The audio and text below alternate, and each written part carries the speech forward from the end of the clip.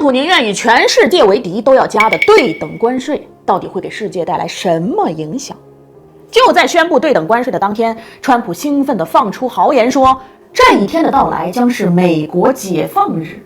而当他拿出那个写满了国家和税率的板子，全世界的经济学家们都陷入了沉思啊！一个对等关税，一夜之间直接引得全球股市巨震，川普这是唯恐天下不乱吗？他的终极目的又是为了什么呢？先说结论啊，这一次的关税计划就是美国赌上国运也要收割全球的阳谋。先解释一下，他口中所谓的对等关税是什么意思啊？按他的逻辑来说啊，美国一直以来呢是全球最大的消费市场啊，所以全世界都想跟美国来做生意。这么多年呐，都是你们往美国卖货，赚美国人的钱，我逆差了呀，那不行，我也得从你这儿赚钱。本来啊，是你赚了多少钱，我就要收多少税，这就叫对等。但是现在我给你们个机会，从4月5号开始，只要是跟美国做生意的国家，统一加收10%的关税，哪怕你是个只有企鹅居住的无人岛，也不能例外。还没完啊！如果是那种赚美国钱赚的很多的国家，那对不起，加得更狠。比如日本加24%，泰国加36%，越南加46%，一个个的别想跑啊，那板子上都有。这是啥概念呢？以越南为例啊，以前一包袜子10块钱啊，卖去美国加完税变14.6块了，20万的车到美国一下子得卖到29万了。这还是没考虑其他成本的情况下啊，光是关税，商品就直接涨价了1半多。那有些本来就是靠便宜取胜的小商家们，慢慢的这货啊就卖不动了。而美国人呢，也喜提物价上涨啊，美国企业做买卖的成本一下子都跟着飙升啊，主打一个伤敌1000，自损800。而且谁说美国以前是吃亏了？实际上它本来就占了大便宜。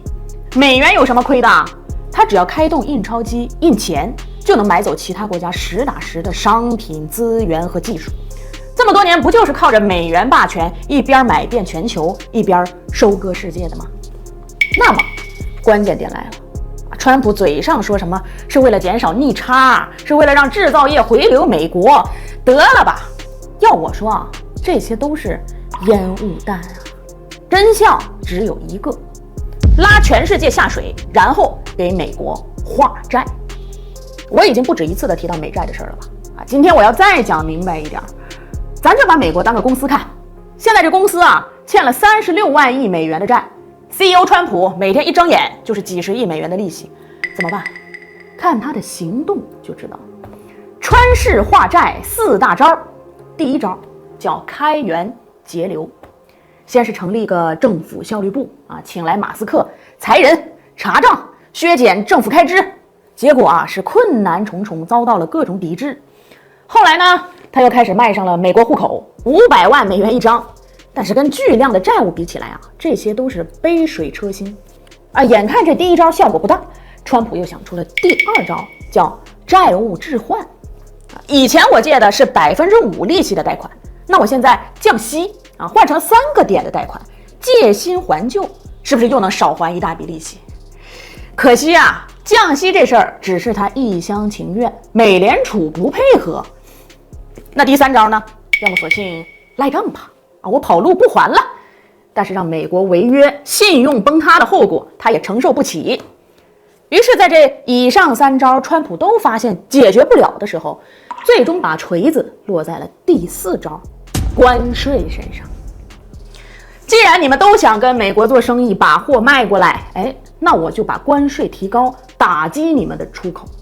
那么一方面，根据机构测算，美国由此可以增加6000亿美元的税收；另一方面，只要有国家出口受损，外汇收入减少，那么经济下滑、货币贬值都只是时间问题啊。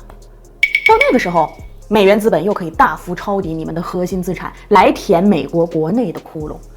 之前华尔街抄底韩国3星，巴菲特抄底日股，贝莱德抄底乌克兰国有资产，都是这个套路啊。这次也不例外。你看越南股市当天就暴跌了7%啊。这波关税危机一定也会有国家被端上餐桌。但是你真以为川普这招是没有副作用吗？一旦关税政策常态化，全球的贸易结构必将重构，非美元贸易体系也会趁机崛起。你看最近2年黄金为什么涨这么凶？就是全球央行在用脚投票啊。即使知道了未来大部分的货币都会贬值，大家也不愿意换美元避险了。而一旦全世界发现不用美元也能活得很好的时候，那就是美国霸权真正衰落的开始。散会。